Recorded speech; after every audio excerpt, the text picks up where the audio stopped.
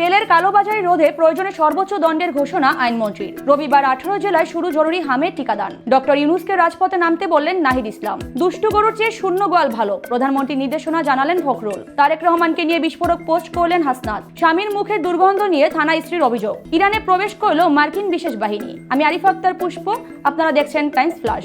তেলের কালোবাজারি রোধে প্রয়োজনে সর্বোচ্চ দণ্ডের ঘোষণা দিলেন আইনমন্ত্রী আসাদুজ্জামান। মন্ত্রী জানান, এক শ্রেণীর মানুষ অস্থিতিশীল পরিবেশ তৈরির লক্ষ্যে বারবার জ্বালানি সংগ্রহ করে ড্রাম ও বোতলে মজুত করছে। এ বিষয়ে প্রশাসনকে কঠোর হওয়ার নির্দেশ দিয়ে বলেন, অপরাধী নিজ দলের হলেও তাকে আগে গ্রেফতার করতে হবে। তিনি বলেন, জ্বালানি তেলের কৃত্রিম সংকট রোধে বিশেষ ক্ষমতা আইন অনুযায়ী অসাধু মজুতদার ও কালোবাজারিদের সর্বোচ্চ দণ্ড বা যাবজ্জীবন কারাদণ্ড দেয়া হতে পারে। অপরাধীদের পক্ষ নিয়ে কেউ তদবির করতে এলে তাদেরও সহযোগী হিসেবে গ্রেফতারের নির্দেশ দেন। রবিবার 18 জেলায় শুরু হচ্ছে জরুরি হামের টিকাদান। স্বাস্থ্যমন্ত্রী সাখাওয়াত হোসেন বকুল জানান, 30 উপজেলার উচ্চ ঝুঁকিপূর্ণ এলাকায় এই কার্যক্রম চলবে। এতে অগ্রাধিকার পাবে 6 মাস থেকে 59 মাস বয়সী শিশুরা। তবে অসুস্থ শিশুদের সুস্থ হওয়ার পর টিকা নিতে বলা হয়েছে। আক্রান্তদের জটিলতা কমাতে দেওয়া হবে ভিটামিন এ ক্যাপসুল। 56 জেলায় সংক্রমণ ছড়ালেও আপাতত হটস্পটগুলোতে কার্যক্রম শুরু হচ্ছে। পর্যায়ক্রমে এই কার্যক্রম সারা দেশে সম্প্রসারণ করবে স্বাস্থ্য মন্ত্রণালয়। ঈদুল আজহার আগেই এই কর্মসূচি সম্পন্ন করার পরিকল্পনা সরকারের। পরিস্থিতি মোকাবেলায় ছুটি বাতিল করা হয়েছে স্বাস্থ্যকর্মীদের।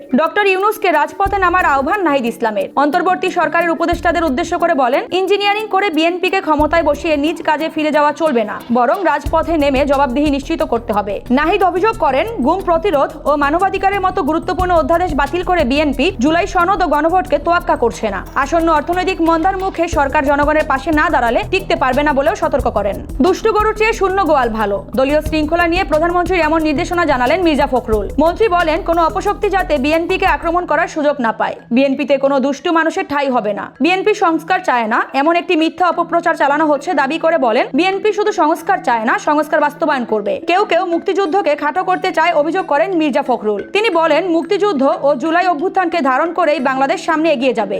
গণ অভ্যুত্থানের মাধ্যমে পতিত হাসিনা সরকারকে দেশ ত্যাগে বাধ্য করাকে গৌরবের ইতিহাস বলেও মন্তব্য করেন।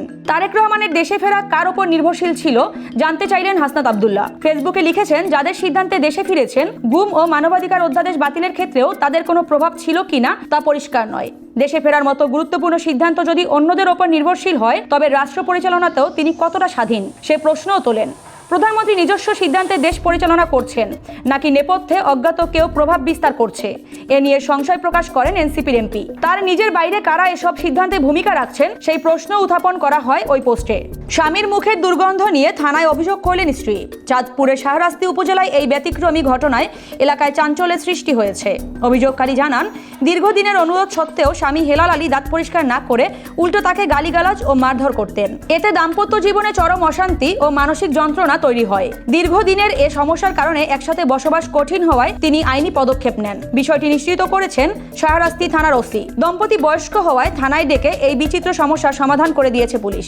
ইরানে প্রবেশ করল মার্কিন বিশেষ বাহিনী। বিধ্বস্ত F-15 যুদ্ধ বিমানের নিখোঁজ ক্রুকে উদ্ধার করতেই এই অভিযান বলে জানায় ব্রিটিশ সংবাদ মাধ্যম দ্য টেলিগ্রাফ। ইতিমধ্যে উদ্ধারকারী হেলিকপ্টার মার্কিন ব্ল্যাক হক ইরানি মিলিশিয়াদের পরিবর্ষণে ক্ষতিগ্রস্ত হয়েছে। এদিকে নিখোঁজ মার্কিন পাইলটকে ধরতে $60,000 পুরস্কার ঘোষণা করেছে ইরানের রাষ্ট্রীয় টেলিভিশন। পাহাড়ি এলাকায় ব্যাপক তল্লাশি চালাচ্ছে স্থানীয়রা। পেন্টাগন জানায়, হামলায় একটি হেলিকপ্টারে আগুন ধরলেও ক্রুরা নিরাপদ আছেন। উদ্ভূত পরিস্থিতিতে ট্রাম্প নিরাপদ প্রত্যাশার কথা জানিয়েছেন। 5 সপ্তাহ ধরে চলা যুদ্ধে এই প্রথম মার্কিন বাহিনী সরাসরি ইরানি ভূখণ্ডে পা রাখলো। এরকম আরো তথ্য পেতে ভিজিট করুন bangladeshtimes.com-এ। ধন্যবাদ।